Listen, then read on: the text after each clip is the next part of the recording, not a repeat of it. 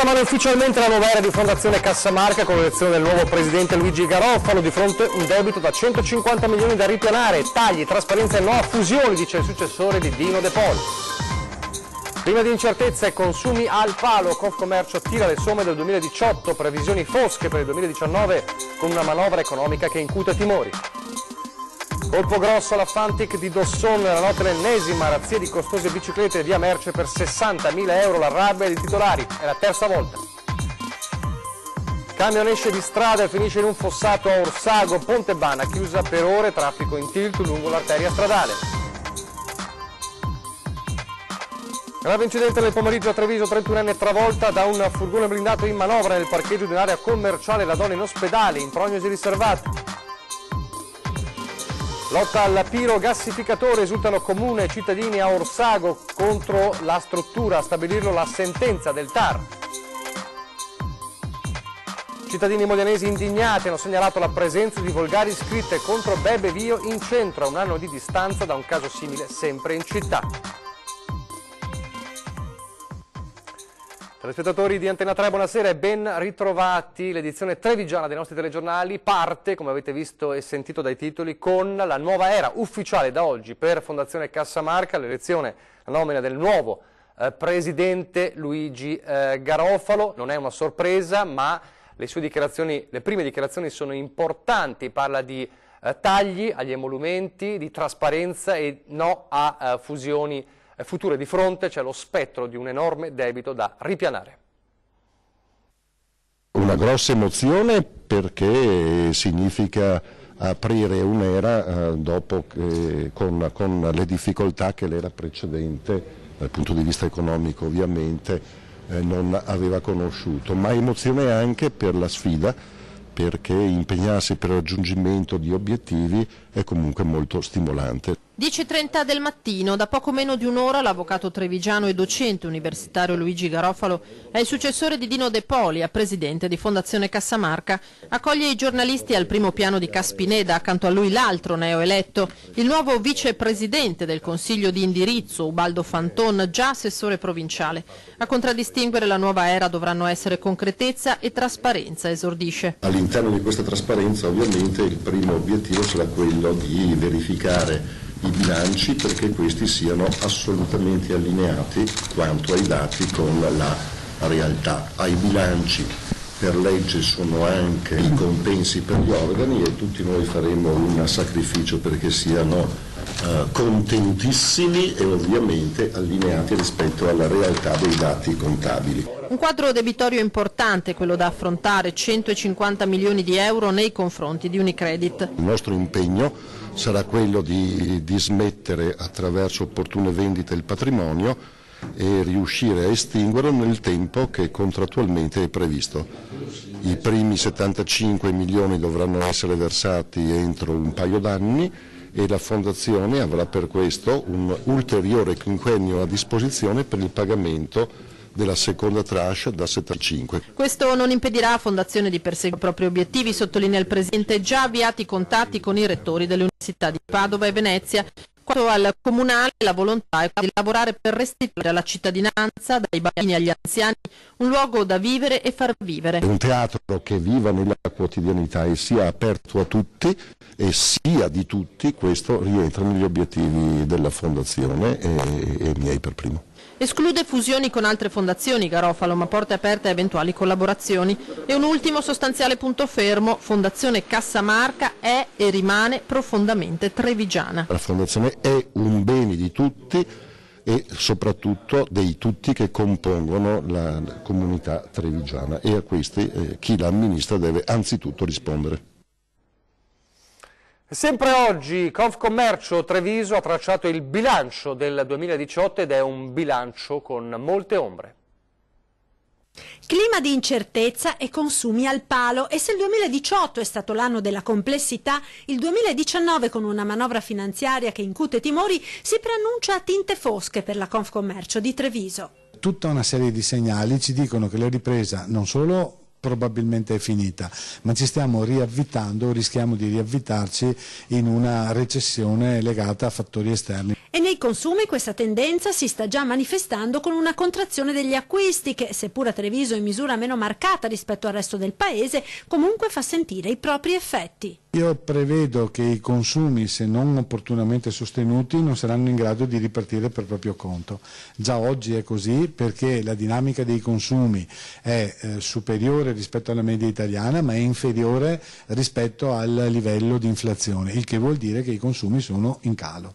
In questo quadro l'e-commerce diventa sempre più determinante anche per i piccoli negozi tradizionali. L'e-commerce vero è quello utile, cioè quello che è padroneggiato dal singolo imprenditore e che mette insieme l'analogico e il digitale. Un quadro non proprio facile quello che si prospetta per le imprese del commercio, già duramente falciate negli anni della crisi. Riuscirà a resistere chi è più in grado di adattarsi nella logica darwiniana, non resiste il più forte ma il più adattabile, e chi ha un suo progetto di medio-lungo periodo. Chiaro, il rischio che i mercati cambino indipendentemente dalla capacità di lettura c'è tutto, ma se uno ha un suo progetto, al vento è in grado di resistere in ogni momento.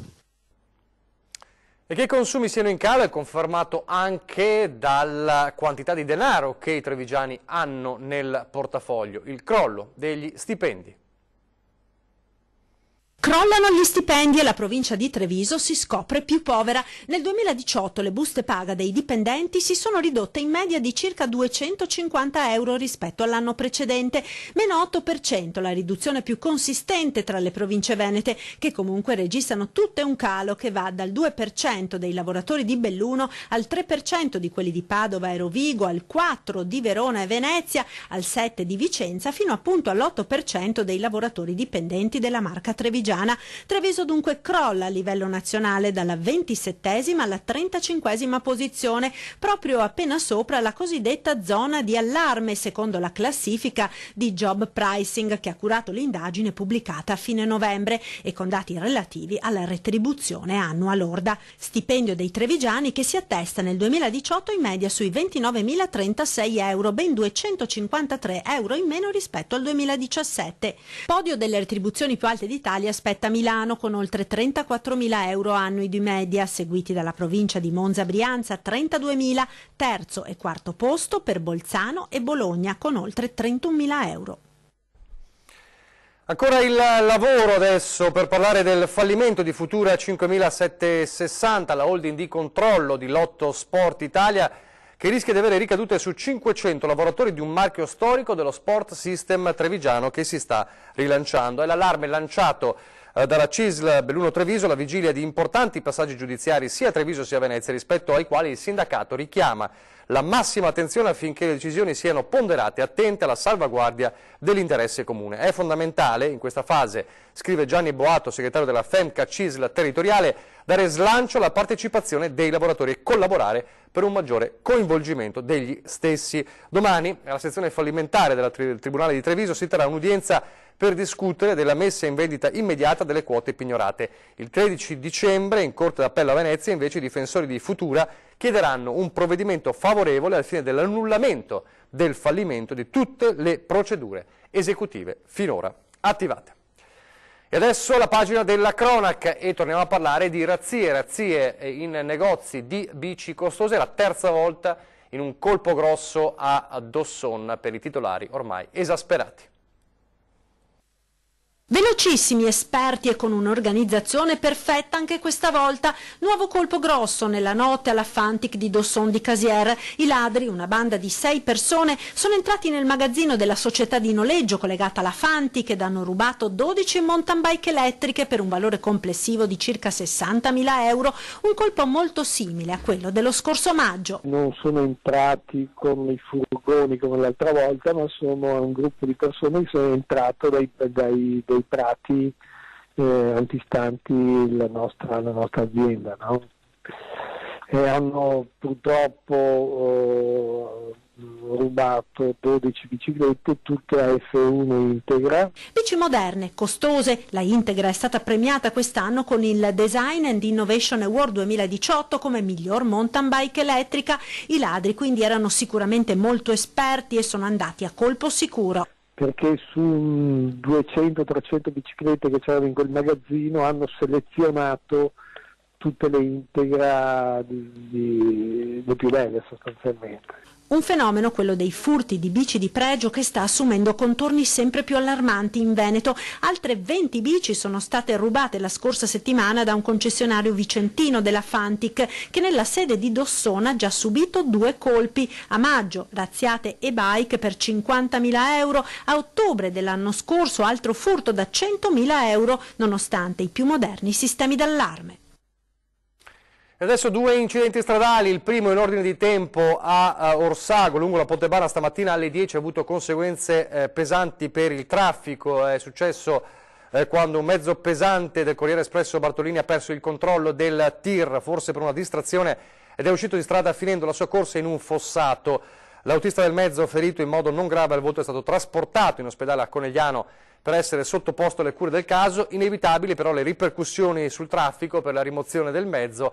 ANAS è stata infatti costretta a interrompere la circolazione lungo la Pontebana per ore. La riapertura è venuta soltanto attorno alle 16, quindi oltre 6 ore ovviamente di problemi per il traffico. Nel pomeriggio invece una 31enne di Paese è stata travolta da un furgone blindato di un'agenzia di sicurezza che era in transito, probabilmente in fase di manovra di parcheggio, in un parcheggio di un'area commerciale a Fiera, siamo quindi a Treviso. La donna purtroppo è finita a terra sotto la ruota posteriore del veicolo, è stata trasportata d'urgenza in pronto soccorso, un forte trauma cranico e una forte lesione a una gamba, la stessa finita sotto il mezzo blindato. Ora la 31enne è in prognosi riservata.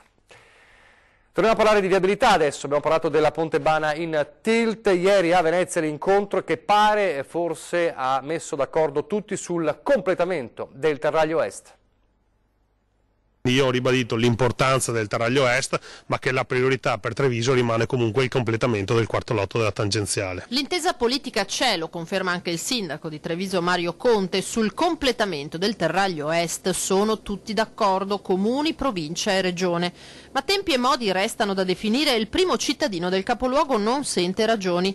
Prima dell'intervento, definito strategico per la città ma di grande impatto per il quartiere di Sant'Antonino, la tangenziale va completata. Conte vuole a breve un confronto con Veneto Strade. Ieri ho scambiato 2 parole con l'ingegner Vernizzi, con il quale ci siamo dati appuntamento dopo le feste natalizie, appunto per affrontare il tema quarto lotto della tangenziale in modo sereno e costruttivo, e soprattutto per riuscire a dare delle scadenze certe ai cittadini, capendo qual è la disponibilità reale in questo momento di Veneto Strade e la volontà della Regione. Terraglio Est, opera inutile e devastante per il territorio, torna a rincarare il Partito Democratico, che rimette sul tavolo l'opzione liberalizzazione della A27, ipotesi che non va considerata affossata. In questo senso abbiamo depositato una mozione che verrà discussa nel prossimo Consiglio Comunale nel 19 dicembre, nella quale mozione chiediamo che il sindaco e l'amministrazione riprendano il confronto con Veneto Strade. Se non è possibile per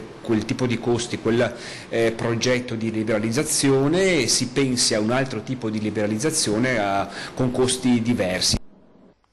La cronaca ci riporta in centro città, nel capoluogo della Marca, a Treviso, ancora una volta un caso di un richiedente asilo diventato spacciatore. Base operativa il sottopasso della stazione ferroviaria, è qui che intercettava i giovani per vendere loro la droga. Clienti anche giovanissimi come il 17enne al quale aveva appena ceduto la marijuana. Il pusher, un 25enne nigeriano senza fissa dimora e già con precedenti di polizia. Un altro richiedente asilo fagocitato nel tunnel della criminalità, trasformatosi in spacciatore per vivere di espedienti in giro per il centro. I carabinieri del nucleo operativo della compagnia di Treviso lo tenevano d'occhio conoscendo i precedenti, e quando l'hanno visto in azione nel sottopasso ad avvicinare i ragazzi sono scattate le manette. Con sé aveva le dosi per la vendita quotidiana di marijuana. Processato stamane ha rifiutato il patteggiamento e l'avvocato ha chiesto i termini a difesa. Pertanto, essendo senza fissa dimora, si sono aperte per lui le porte del carcere. Li avevamo incontrati l'ultima volta in una manifestazione per dire ancora una volta no al pirogassificatore a Orsago. Stamane è arrivata una buona notizia per comune e cittadini. E adesso appunto abbiamo avuto anche il consenso del TAR, quindi il buon esito da parte del TAR. Alla fine in quest'area non sorgerà nessun pirogassificatore. A stabilirlo è stato il TAR del Veneto, con pronunciamento del 25 ottobre scorso, ma sentenza pubblicata solo ieri, che dà ragione al Comune ed al Comitato di cittadini, respingendo il ricorso presentato dalla ditta proponente. Il progetto bocciato era volto alla costruzione di un impianto per la produzione di energia tramite la combustione o gassificazione di sostanze organiche, biomasse ma anche altri materiali di scarto. Attività che preoccupava i residenti di via Camparnei, in comune di Orsago, sia per timori sull'inquinamento che per il rischio complessivo ricadente sull'area, abitata e già interessata da una centrale di stoccaggio di gas GPL. Ed infatti la sentenza del TAR ravvisa un contrasto con la normativa in materia di sicurezza, in quanto l'impianto si trova all'interno della zona di danno individuato dal piano di emergenza relativo proprio alla suddetta centrale, oltre a numerose altre carenze e contrasti. Siamo stati molto felici perché, essendo 3 anni e mezzo che il comitato affianca i cittadini, siamo felici perché ci siamo appellati alla giustizia e abbiamo avuto giustizia in questo caso ed sono stati rispettati i nostri diritti, ma soprattutto il diritto a vivere a casa propria in un posto salubre. A Mogliano, ora, dove sono rispuntate purtroppo scritte volgari contro Bebe Vio. Scritte offensive nei confronti di Bebe Vio sono ricomparse ad 1 anno di distanza dal caso che indignò i moglianesi e non solo. La prima volta capitò nel giugno del 2017, quando delle frasi ingiuriose erano apparse su una panchina davanti al municipio. Da pochi giorni altre scritte sono riapparse a ridosso di una fermata dell'autobus, in un cartello che pubblicizza i gruppi di cammino, fra lo stupore dei passanti che hanno telefonato in redazione segnalando con sdegno questo ennesimo sfregio nei confronti della loro concittadina stella dell'atletica paralimpica. Io sto tanto male. Queste scritte quasi scritte da persone che non ragionano. Nel giugno dell'anno scorso i carabinieri avevano individuato il presunto autore dei messaggi comparsi in piazza Caduti a Mogliano, facendo scattare la denuncia nei confronti di un 50enne con l'accusa di diffamazione aggravata per aver insultato un soggetto disabile. Fatto non isolato però, all'epoca Bebe Vio venne offesa anche in una pagina Facebook che venne prontamente rimossa. La campionessa, presa dallo sconforto tipico di chi dopo aver fatto molto per aiutare gli altri e combattere per le buone cause, dal mondo della disabilità e del volontariato alle vaccinazioni per la meningite, diventata suo malgrado oggetto di odio, insulti e denigrazione, decise comunque di formalizzare una denuncia a carico di ignoti in tutti i casi che la vedevano protagonista di offese ed ingiurie. Anche il sindaco di Mogliano, Carola Arena, all'epoca dei fatti si era impegnata a far cancellare il più presto possibile quello che definì un ignobile gesto. Resta il dubbio sulle scritte segnalate. Se sono state fatte di recente, ci si augura che il responsabile di turno venga individuato. Se invece le scritte a 2 passi dal centro storico risalgono al primo raid del 2017, la richiesta dei cittadini è che vengano rimosse al più presto, visto che peraltro si trovano proprio davanti ad alcuni uffici comunali. Adesso una breve pausa pubblicitaria.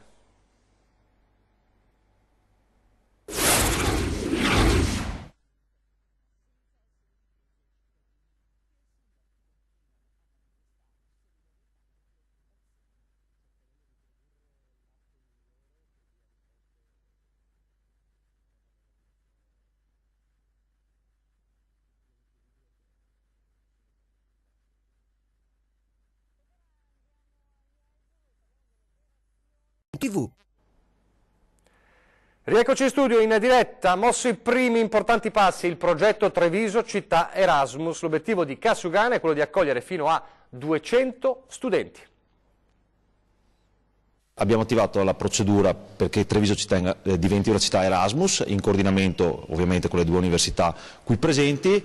È un lavoro importante, ci dà una chiave europea, ci dà una prospettiva a lungo termine e speriamo porterà molti studenti stranieri in città.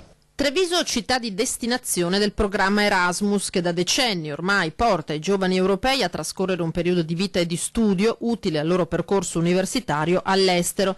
I termini stabiliti da Cassugana per verificare se ci fossero partner disponibili ad affiancare il comune in questo percorso si sono chiusi con esito positivo. C'è già una società che si sta interessando alla cosa e a febbraio ci sarà la rifinitura del bando. Bando che sarà poi presentato all'Europa. Sarà la cooperativa Centro Servizi Associati di San Vendemiano ad accompagnare in questo percorso il comune e le due università presenti in città, Bo e Ca' Foscari. Infrastruttura strategica, neanche a dirlo l'aeroporto Canova. Per Treviso un'opportunità e una vetrina importante, centinaia gli studenti che potrebbero trovare accoglienza in città per periodi di 6 mesi, non solo in centro storico ma anche, e qui sta l'obiettivo, nei quartieri. Città Erasmus vuol dire una città che possa portare degli studenti stranieri a seguire dei corsi di laurea standard, chiaramente saranno in lingua originale, quindi o in inglese o in spagnolo, e quindi vorrà dire almeno 200 studenti stabili all'interno del sedime comunale. A proposito di città, uno spazio importante come Vicolo Barberia conferma il suo trend positivo di riaperture dei negozi. L'ultimo è stato venerdì scorso, che ha alzato le sue saracinesche, un negozio speciale perché unisce cosmetica e sensibilità bio. Alla mattina, quando si esce di casa, si parla di media di 12 prodotti cosmetici di utilizzo per quanto riguarda la donna e 6 l'uomo, che ne usa un po' meno, ma parliamo di medie. Bellezza quanto mi costi, verrebbe da dire, non solo per le donne, non solo in termini di portafoglio, eppure il neoedonismo è anche questo, ma la nuova frontiera è quella della cosmesi bio. Chiedere per conferma chi ha appena alzato la saracinesca a Treviso, in Vicolo Barberia. Il biologico nel cosmetico è in costante crescita e stiamo parlando di 11 miliardi, che equivale al 9% di tutto il settore cosmetico, quindi comunque è un settore che ha una parte importante nella cosmetica e, ripeto, è comunque in costante crescita. Ambra botanica, ovvero unire il biologico alla cosmesi, dall'uso naturale di materiali come la betulla per il packaging all'utilizzo di carta riciclata e persino inchiostro derivato da soia per le scritte, oltre ovviamente alla conformazione dei cosmetici. Garantire anche una percentuale di naturalità che va da un 70-75% anche un 100% di componenti di attivi botanici all'interno, cosa che altri prodotti anche al supermercato, quando anche vengono definiti naturali, non possiamo averne la garanzia. Intanto Vicolo Barberia vede riaccendere nuove luci, uno spazio della città che prima si caratterizzava per le vetrine sguarnite e ora può dire completa la sua rinascita nel centro, grazie anche a chi ha deciso di guardare al mercato della cosmesi con un occhio diverso. Ho fatto una scelta etica.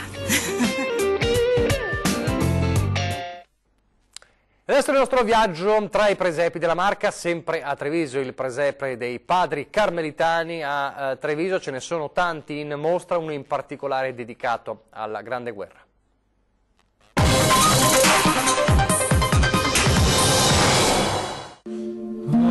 Astro del ciel, pargol divin. La mostra è divisa in 3-4 parti: presepi di carta, presepi del mondo, presepi missionari, infanzia e Pasqua di Cristo. Novità è il presepio ambientazione contadina del mio amico di Milano, famiglia Berettini, a circa 30 anni, già esposto altre volte, sempre in un contesto locale. Quest'anno, essendo Treviso centenario della Prima Guerra Mondiale, il contesto tutte le montagne retro che si vedono a Treviso. Visitabile giorni feriali e pomeriggio ore 16-18, domenica dalle 9 alle 12, 16-19. L'ordine di giorni che fanno in parrocchia, d'accordo con le maestre eccetera eccetera, i bambini possono prepararsi a Natale vedendo questa mostra molto artistica e catechetica. Sleep in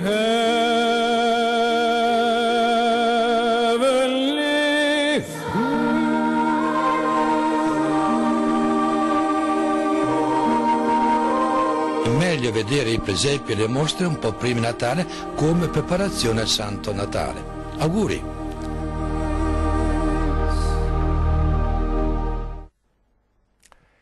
A 20:10 questa sera, fra pochissimo, un tema importante, un tema che riguarda le discoteche, dopo quanto è successo a Corinaldo con la strage purtroppo dei ragazzi, il caso dello spray urticante. La sicurezza in discoteca, ne parliamo fra pochissimo con Giannino Venerandi, storico titolare dell'Odissea di Spresiano, e con Barry Mason, DJ notissimo di Radio Padova. È davvero tutto, vi lascio alle previsioni del tempo, grazie per averci seguito e arrivederci.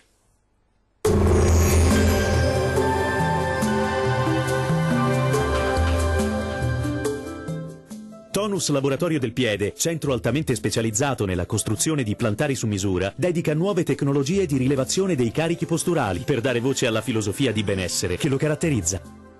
Ben ritrovati al meteo. Il tempo sarà asciutto sulle nostre regioni, ma vediamo il dettaglio di mercoledì 12 dicembre. Sul Veneto sarà bel tempo, sarà infatti asciutto e stabile su tutti i settori. Ampio soleggiamento ovunque, con il cielo che si presenterà sereno o al massimo poco nuvoloso. Non sono attese precipitazioni particolarmente degne di nota. Temperature in ulteriore calo, con minime tra -3 e 0 gradi. Valori massimi compresi invece tra 4 e 8 gradi. Diamo ora uno sguardo al Friuli Venezia Giulia.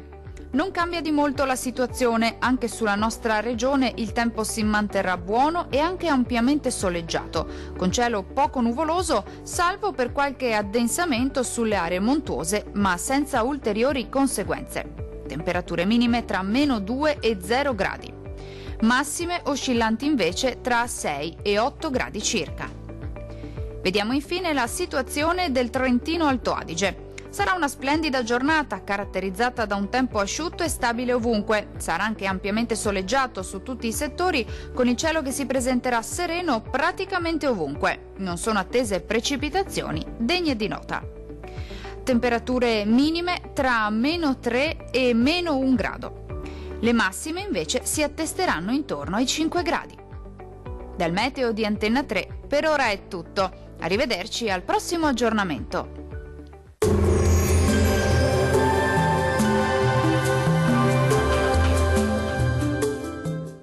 Tonus è il miglior negozio di calzature e moda comoda. Qui troverete il più vasto assortimento di calzature Fratelli Tomasi, eleganza e comodità, perché camminare è vivere.